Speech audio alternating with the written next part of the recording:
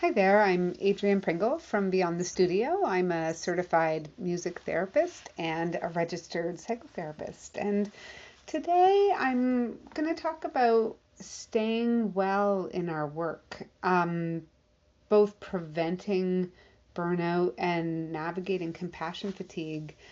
What we do as music therapists in Canada is really unique. We often hold space for others at really vulnerable times when people are grieving, during advanced illness, when people are experiencing trauma, and through recovery. We use music to connect with people and soothe and heal. And we also can work in a wide variety of settings, including long term care facilities, in rehab, NICU, mental health, child development. Some music therapists work in really multifaceted contexts where some are really focused in very specific areas.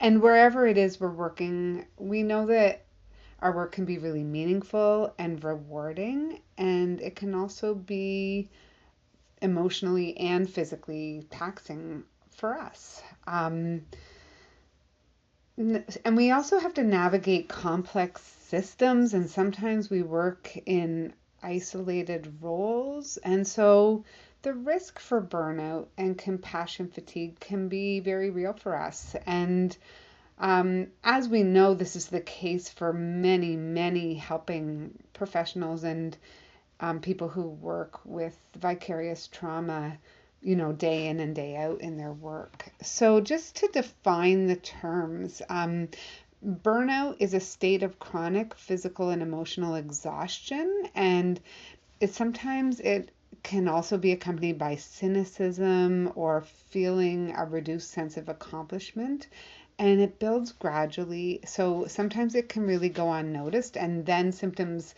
can become really disruptive and they can have physical and emotional health implications.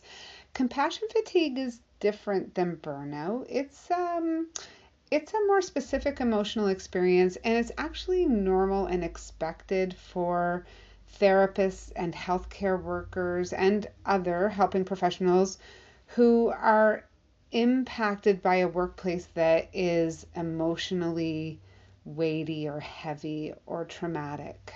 So, who experience vicarious trauma on a daily basis.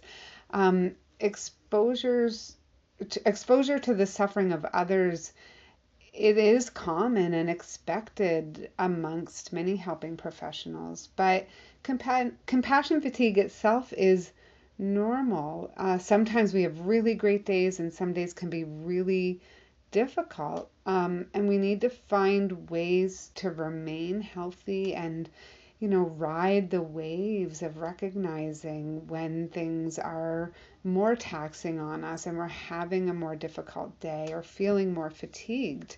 The work that we do as music therapists, it engages us physically and emotionally, and it's really cognitively stimulating and can be challenging. We are really present to our clients' emotional pain, and we're also really engaged in listening and tuning in and attuned to our clients musically. And so that is a lot of focused energy, and our emotional reserves need to be replenished. So, other risk factors that come up, particularly for Canadian music therapists, can be somewhat unique, especially for music therapists who are working in more isolated settings, where you're the only music therapist on the team, or working in rural or remote settings without a lot of peer support, or where you're managing a really large caseload or juggling multiple contracts just to be able to sustain your income.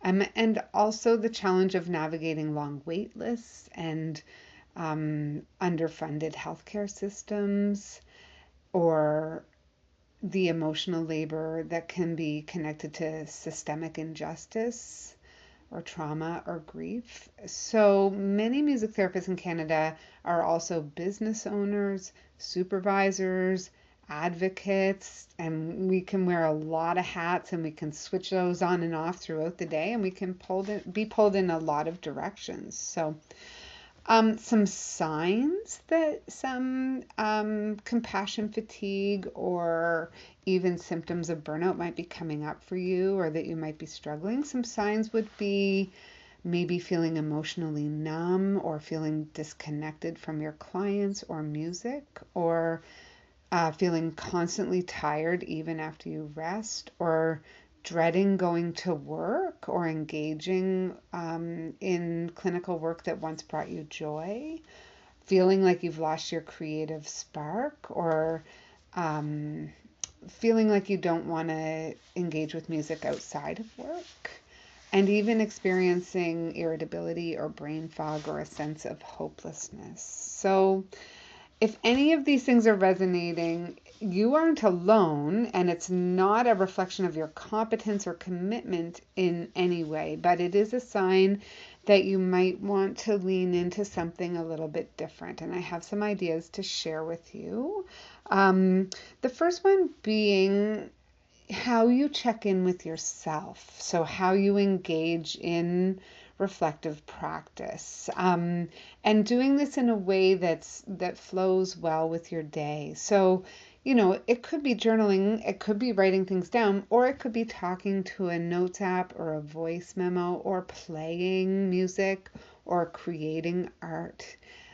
Different ways that can help you process the emotional responses that are coming up for you. And this can even bring attention to early signs of stress or things that you're holding on to. Also, if if you don't have a support network, then how can you build one, or how can you reconnect, with peer consultation groups or seeking out supervision? These can be really great protective factors.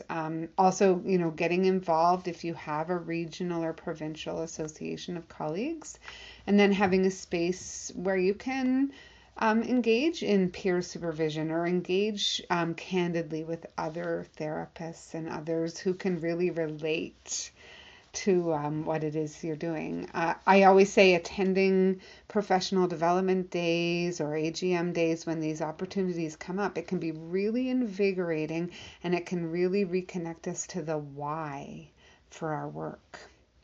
Um, Okay, and then how you define productivity. So this is really interesting. Actually looking at your own perspective on slowing down. Is it okay to slow down? Or can you look at your schedule and see where there are places that you can make changes, or add in time to tend to yourself, or add in rest? And how do you value rest? Or how do you value carving out time for transitions between sessions, so that that intensity of stress isn't building up because of time management challenges?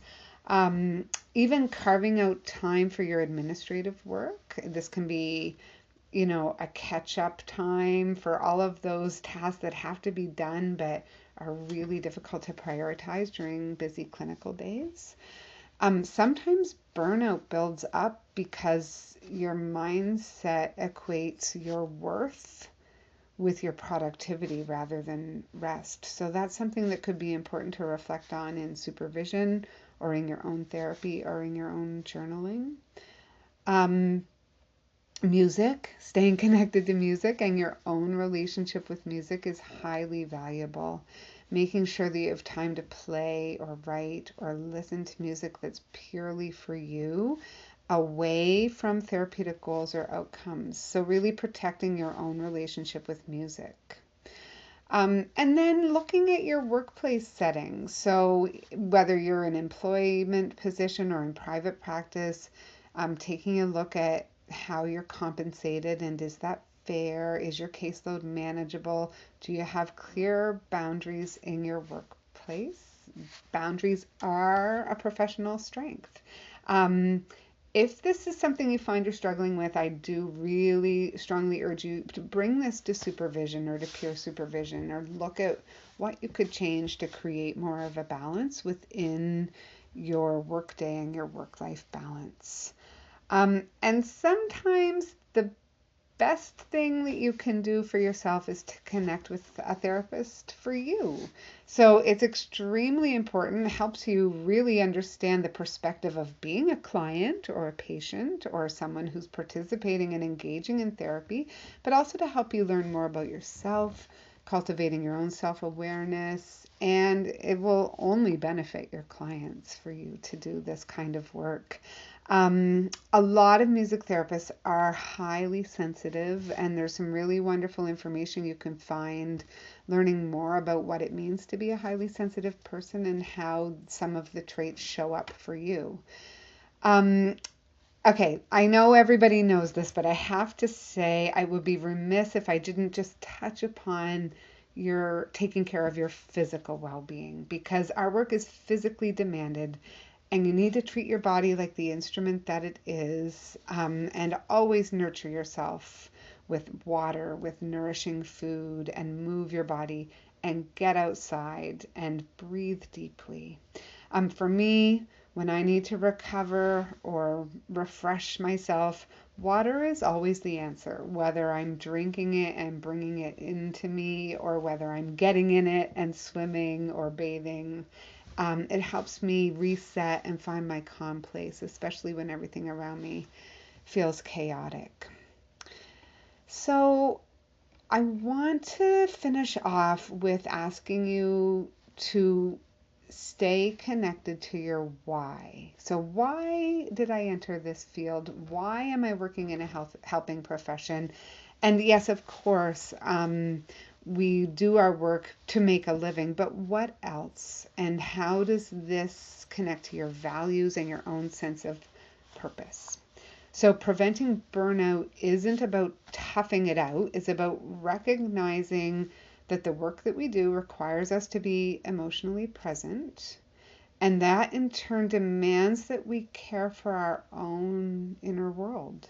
Staying connected or reconnecting to your values and purpose, to creativity, and to things that bring you joy outside of your work are all vital parts of sustaining your career in this work and sustaining your own well being. As certified music therapists in Canada, we are passionate people. We are very empathetic and resilient. And so we need to invest in our own care. By doing so, we strengthen our ability to do this work and to make that sustainable. And we also model healthy self awareness for our clients. Thanks for listening.